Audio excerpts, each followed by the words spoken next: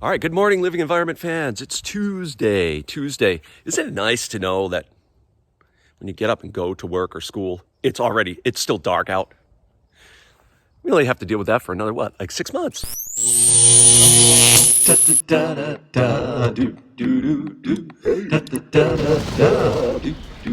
All right. Hey now. Mr. Kovacs class. It's Mr. Kovacs class. You might learn a ton. It's Mr. Kovacs class. He's interested too. It's Mr. Kovacs class. And he's super cool. It's Mr. Kovacs class. All right, today's theme is going to be graphing in science. And graphs are just pictures. I mean, you know this. You've done graphing like ever since elementary school. They're pictures but in science, what we like about them is they show a result, but they need to show a result in a way that's easy to understand what's going on. Especially they show relationships. The more your graph can show a relationship, the better it is. Right? There are a couple things that are always standard in any graph.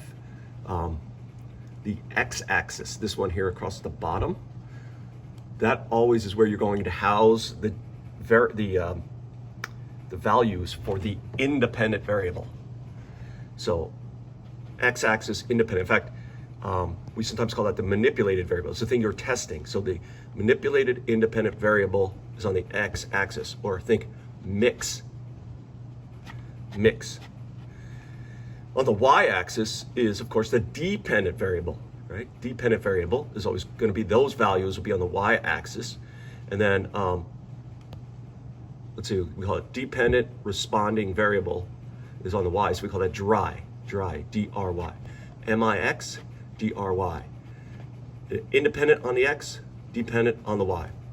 And then points are plotted, right, where for every individual independent variable, you measure something that's dependent, and you come up with just like on a graph, you can come with an XY coordinate, and you plot those points, and then, you've traditionally always just connected the dots. And sometimes that gives you a good idea of the relationship. What we'll find as we work here, though, just connecting the dots isn't always enough to get an idea of what's happening, and I'll show you how to do that later.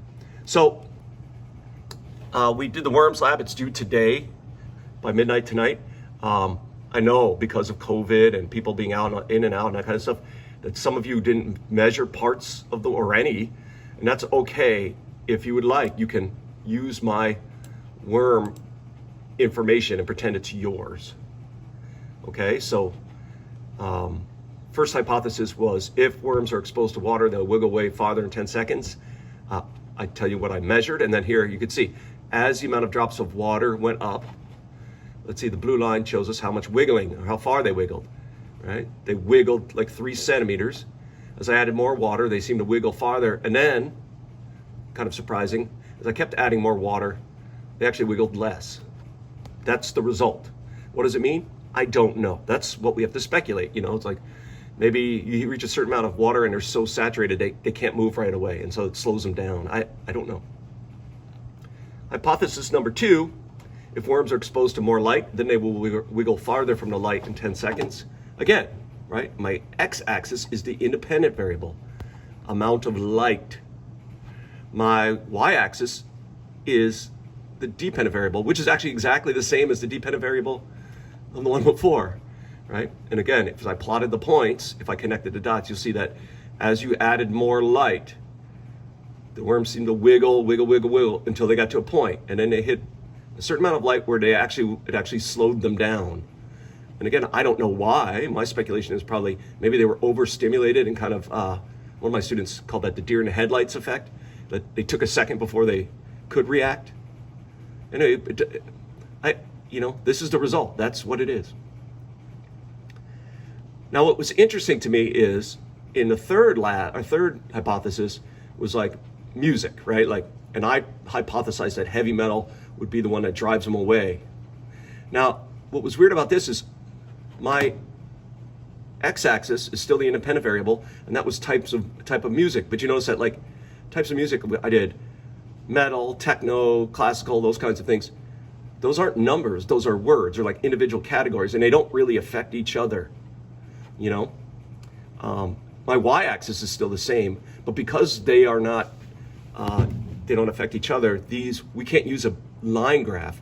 All we can do is graph how much of the individual types of music, and then, this tells us kind of a different result. This one here in the middle is the one they went the farthest away from, so that was country music, and then this one they actually went towards. So worms are metalheads. Sweet. All right, so we're going to talk, and I'm going to show you how to make graphs that look perfect every time. But remember, you always want to try to show a relationship between the x and the y axis. All right, let's get on with the show.